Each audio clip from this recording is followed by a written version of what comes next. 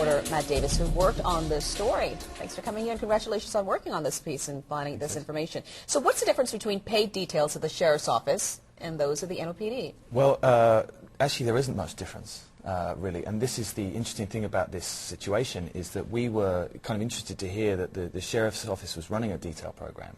After there was so much controversy around the detail program at the NOPD, there is a smaller scale of detail program at the Sheriff's Office. There's only about 165 deputies working details compared to about 70% of the police department. But these officers are essentially allowed to work private security details for more money than they would earn as regular sheriff's deputies, which means that the safety of the jail could be at risk because they're kind of concentrating more on their paid detail than the work that they're paid to do by the taxpayer. Is it looser?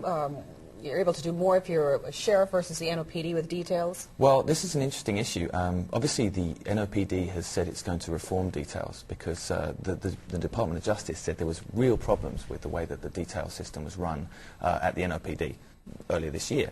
So because they're tightening up some of the policies around details at the NOPD, that leaves the Sheriff's Office details in question. People are saying, well, are these policies as tight or are they looser? And we found that in some cases the policies are actually much looser at the Sheriff's Office than they are at the NOPD. So what exactly did you uncover? We found that several deputies were working on the clock at the same time as they were working details. So taxpayers were paying their salaries while they were also claiming money to work private security details.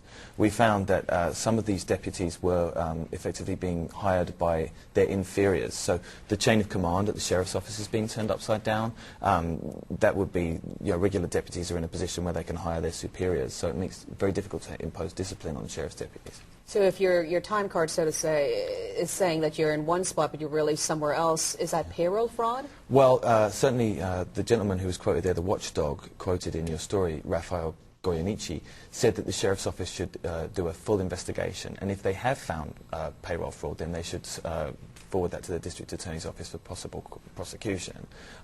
The Sheriff's Office told us that they would complete an investigation this week, and we've heard nothing as yet.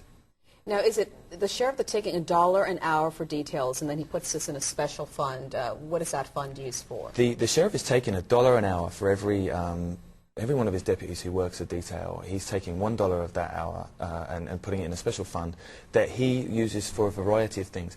He has told deputies that he uses that for bulletproof vests, and in fact he did spend about $12,000 on bulletproof vests last year. He also spent $60,000 on a catering firm for his Thanksgiving dinner.